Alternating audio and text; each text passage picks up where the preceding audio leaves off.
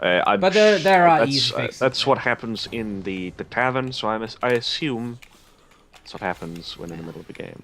I'm not sure. So you know, And of course, the reason we're talking about this is it's a big worry for us because this oh my game god, is on the path to being something so good, incredible. so good. This could be absolute direct upgrade from Dungeon Defenders 1. If you liked it, you will definitely love this if they continue down the path they are going. But it's such a narrow tightrope that if they wander too far, it can ruin everything, all Yeah. the experiences of the game. They have in place what looks like it could be a one of those free to play time time locks with the Oh with yeah, yeah, yeah. It costs money now because they do the whole early access thing and they want as much funding as possible and want to make sure people are serious about I milking. was on about the incubating, like pay Yeah, to get this but time removed or yeah, but I'm horrible at explaining things. But my point was that yeah, this is gonna end up being free to play. It costs money because of the whole early access thing, yeah. but it will be free to play. So and yeah, continue. But yeah, they had in place something that could quite very much easily lead to pay something to remove this timer. If it was in-game gold, I'd be like, yeah, whatever, fine. But they've also have a microtransaction system in place for real cash to crystals, I believe they're calling it. So worried, Very worried. very, very, very worried, but I'm sure they won't go down that road because it would Why the get fuck them would they? a massive amount of despise, I would say, from a lot of players. Because, well, for good reasons, because that's just a horrible cash milking system, and honestly, No, if you're resorting to that, no you reason to do shouldn't be it. making games because you're really just taking your player base for a walk Yeah. with that, and it's fair enough. It does make money, and that's what a lot of games companies are out for is money. But there are better ways to do it where you will make more money with loyalty from gamers rather than trying to milk their wallets for everything they're worth. I'm gonna be a bit crass here and just say, you're doing it on a PC. If you're gonna compete against The Witcher 3, and by that I mean compete up against what's going to take my fucking time, and I can play like one of the best RPGs ever, or sit down and play some Dungeon Defenders in a break, or play League, or play Minecraft or something, then you know what? On the PC, you don't get to do the cow clicker thing where it's just like, see you tomorrow. You done two things. It's gonna take 35 hours unless you pay us. That's not gonna happen. No, because if you do that, It's I yeah, would it's I would rather play Skyrim, or heck, I would just go into Dungeon Keeper if I wanted something similar to Dungeon Defenders. It's an older game, but it's not trying to milk me at the end yeah. of the day. Of course you're not. Clarify, not talking about the new Dungeon Keeper. Ah, Yeah, yeah. yeah. I think you made that clear, but just to be sure, that's not the one you're talking No, about. no, I'm on about the Yeah, originals. Or heck, I'll just go play Diablo 1 or 2, because yeah, no milking, just here's a game. Boom, yeah. go. And you just go for it. Yeah, but I I'm think you I'm could. fine if they want to bring out DLC for, and you could trade in like crystals for that. I'm fine with that because Oh hey, yeah, yeah, DLC, absolutely. more content. If they bring out skins, I'm fine with that again because like Yeah, who absolutely. doesn't love cosmetics? Yeah, Because cosmetics are they don't mean anything, but they make you look cool, and looking cool at the end of the day, yeah, I'd say that's worth a bit of money. Obviously, if they go crazy with it, like here's this scarf, give 10 quid, please. Yeah, then they can go shove it. Yeah, then I'm gonna be like, yeah. But if they want to bring out skins for microtransactions, I'm okay with that. If they want Yeah, to do the some whole, some if they map want to do the whole packs. Facebook game, you've spent 2 minutes on this. See you tomorrow, or give us 10 quid. No, no. Yeah, then I'm fucking out. Then I'm out. I will. I don't think I'd demand my money back from Steam. They would probably wouldn't give you back anyway. No, not when you played it all the way from early access and all Yeah. that crap. Do you want to put some more towers down over here? I got some mana. Oh, okay. Then quick. Yeah, you've got 50 seconds. Don't worry about it. Some more ballistas and cannonballs would be good. Oh yeah, I've just completely forgotten to go on and keep this up. Yeah, this. Oh, you got plenty of mana. Mm. Oh yeah, I got some more for the other side as well. So, I'll meet you over there. Yep. But you put it perfectly when you said it's a tightrope, and all game design basically is. But it really is important with a game like this, because if you fuck up the voting system, then people are just gonna get annoyed at the trolls. Fuck up the item system, you spam too many vendor trash items, that's gonna be fucking annoying, because that's what vanilla was when you got to Nightmare. And if you fuck up the overall balance of the game, that's gonna be stupid as well. And when you have to introduce new characters into it and stuff, that's when it becomes really important to do it right, because that's what you see with power creep and shit like that, and League of Legends, where you have like for a long time with League of Legends, and I don't know about Dota. Someone else will have to fill us in on that, but where it's like Dota's not too bad. Hero champion of the month, yeah, because everything is equally broken in Dota, so it balances out that way. Where you have like champion of the month stuff, like early League of Legends, it was a big problem where you had like Tryndamere, he's like made around critical damage and doing shitloads of damage and attacking fast, and oh, by the way, his ultimate is that he cannot die. So he was just flavor of the month for a long while, where people just like, oh great, someone picked Tryndamere, so I might as well not play. And that stuff can end up happening like it did with fucking vanilla, where you're like, oh, I'm not playing half the fucking heroes because they're fucking worthless. There's one way to do it, and that's it. I've got my monk, I've got my countess, and I've got a summoner friend. That's it. Yeah, GG. because the summoner had separate defense units. Yeah, that was it. When the summoner came out, it was a massive power spike in everyone's gameplay, because if you had a decent summoner, I mean, it's not much to being a decent summoner, just decent building stats, and you were an integral part of everything after that. Yeah. I mean, it was like when the EV came out with those buff beams. After that came out, there was literally nothing else you would want. You would want a decent EV with some buff beams. That was it. It became a part of your defense forever. I mean, that's going to be a problem with bringing out new characters as well. It's how much does this affect this strategy? Is this gonna make a meta of where I'm only gonna see the people playing these?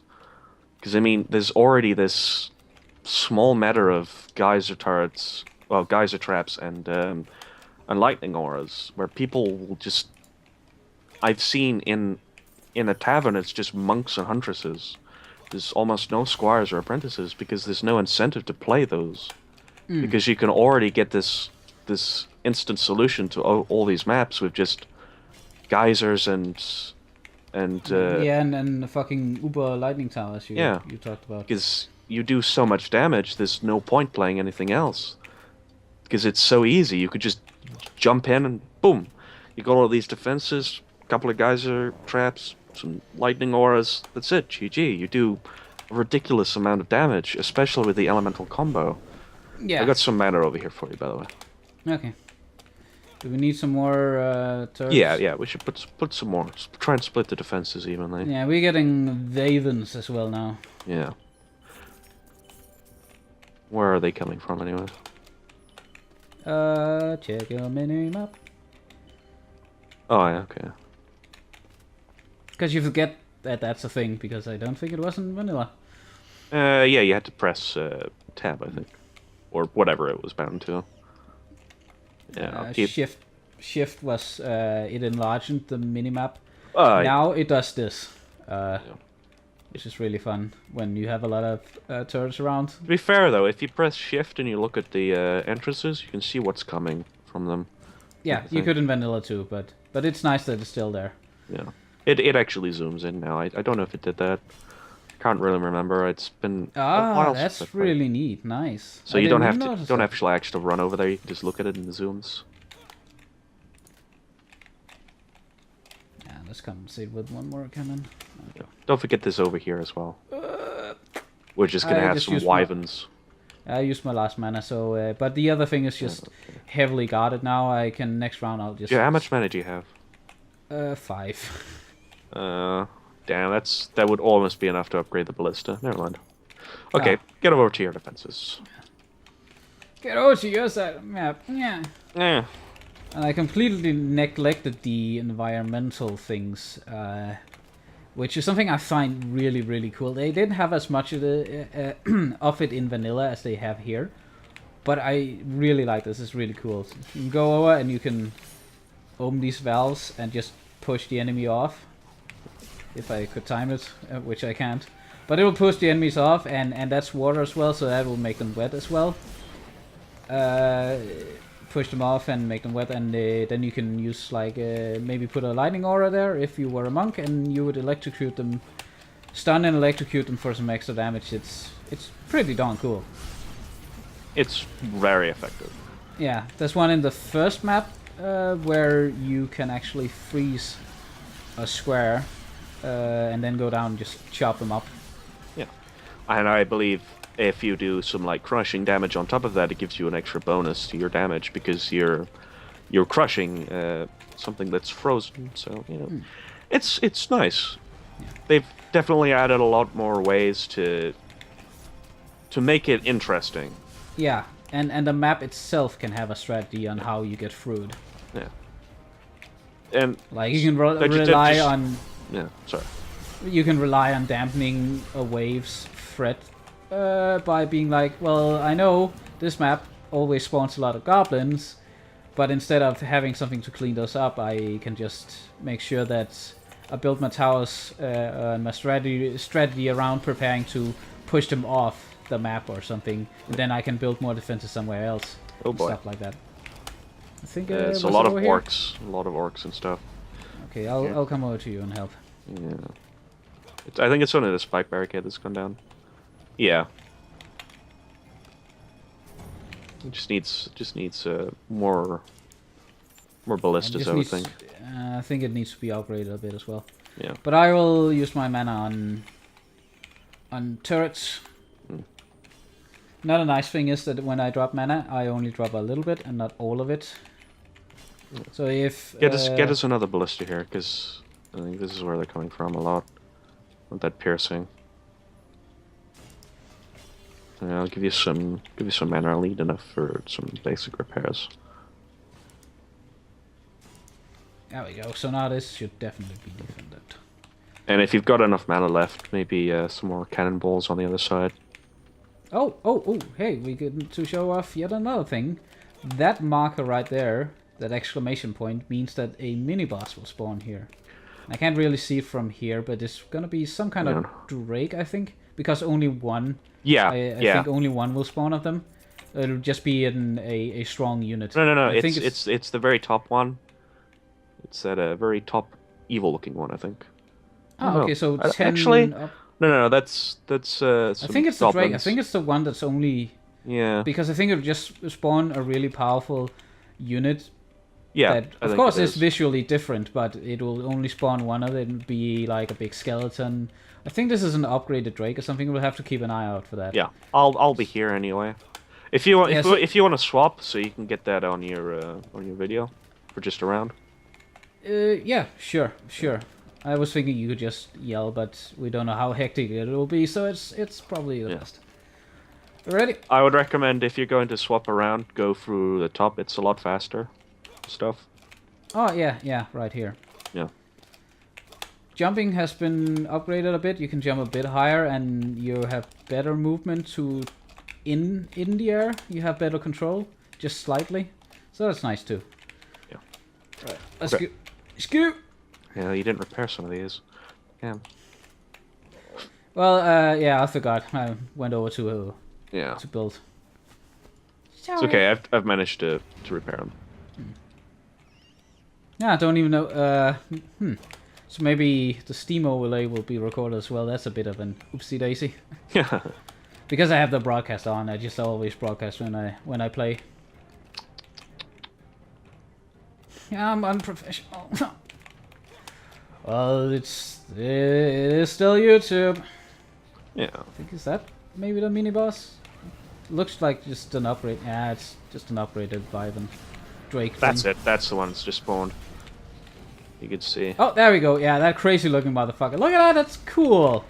Look at him. He's just insane.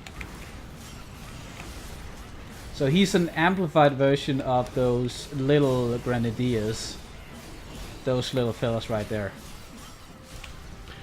That's pretty cool. That would be mini bosses like that. And again, plugging into that whole, let's have more variety in our units. Let's have fewer of them and have them be more of a threat. Ooh, 5,000 gold. Nice. Yeah, these wyverns getting annoying. Yeah. It's okay. At least we get to kill the mother of all wyverns. One of the missions. Nice. Yeah.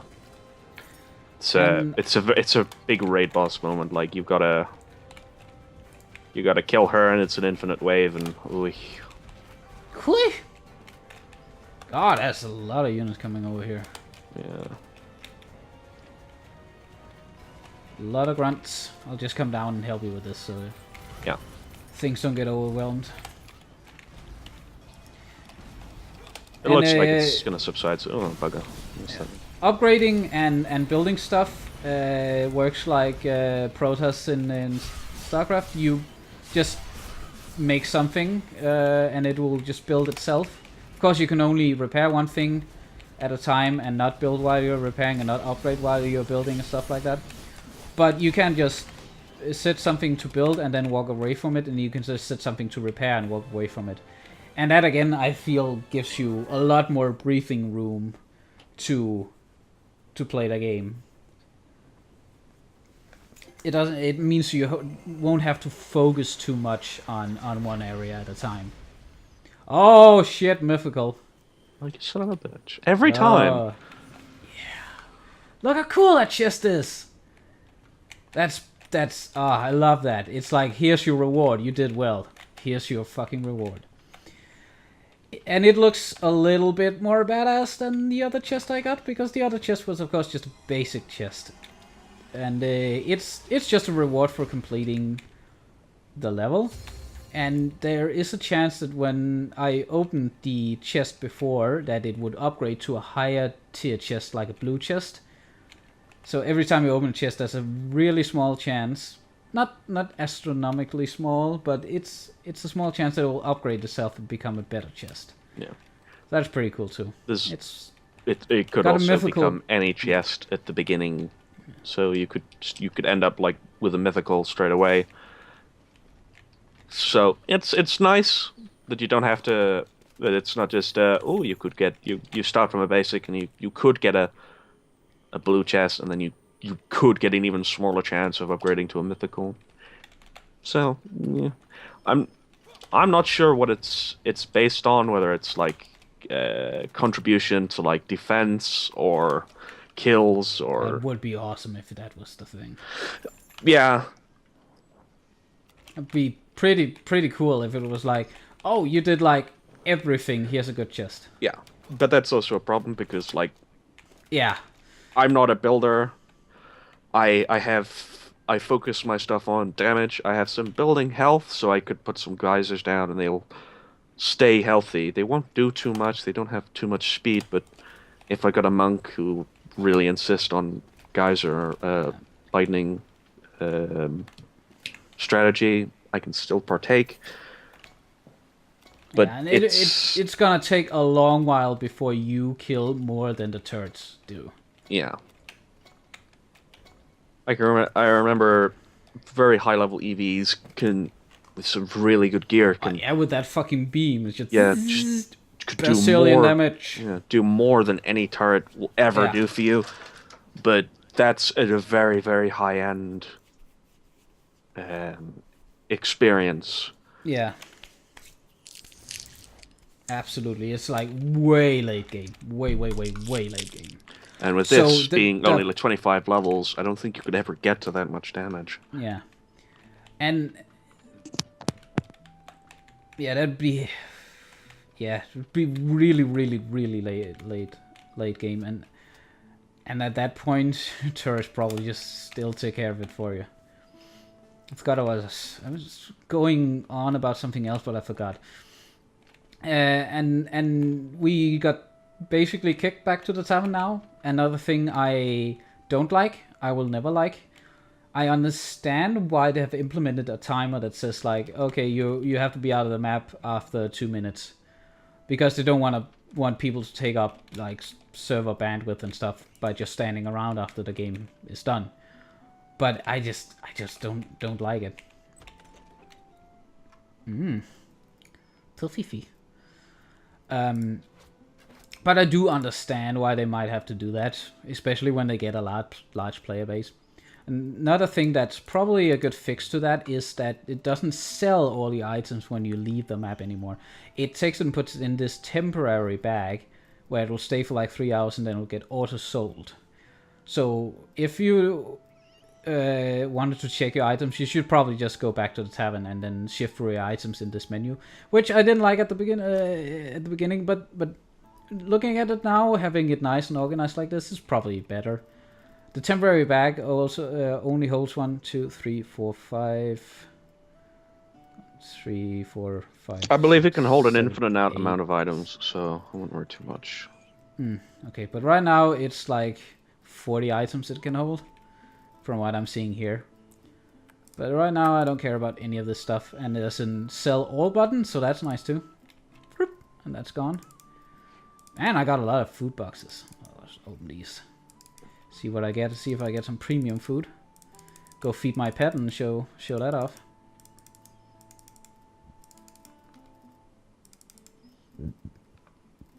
Excuse me. Don't forget to show off the seamstress and everything. Yeah, I will. We will take a round of two around the tavern now. Alright, so that's the Defender's Forge. It's pretty much the same. It has a visual upgrade, of course. Pretty cool. You can shift through codexes. You can find like little snippets of lore here and there. Check up on challenges and how many titles you got. Hero deck, of course. It's just your characters. Your sphere grid, stats, inventory, pet inventory. Of course, just where you manage your heroes. It's pretty simple. There's the dailies. And here is an adventure, which I guess is just the raid.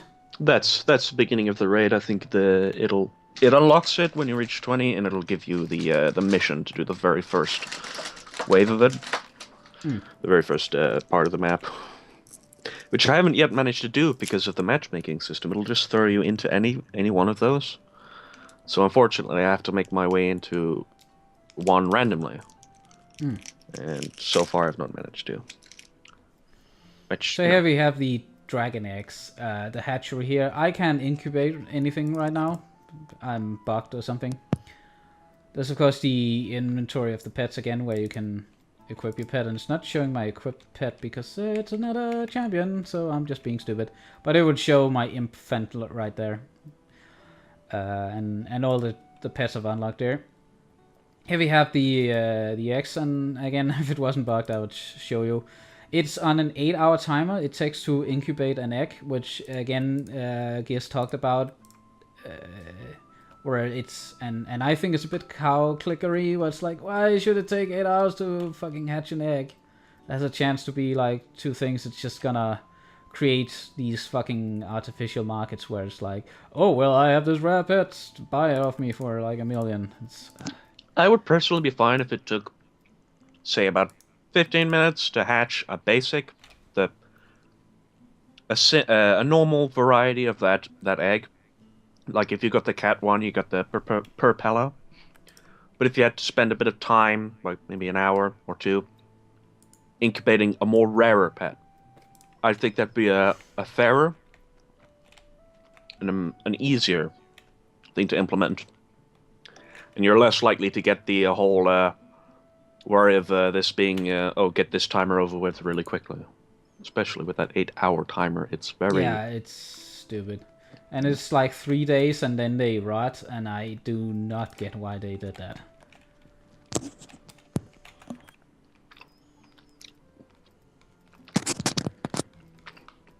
Oh. Nom nom nom nom. Nom nom nom. Yeah, it's still on. I know. Nom nom nom nom. I'll show off the leveling system. It's pretty basic. If you have some shit you don't want, and it's too stupid to sell it for like a coin, you can put it in here, and it'll level up this item here. It has. Let's see it down here.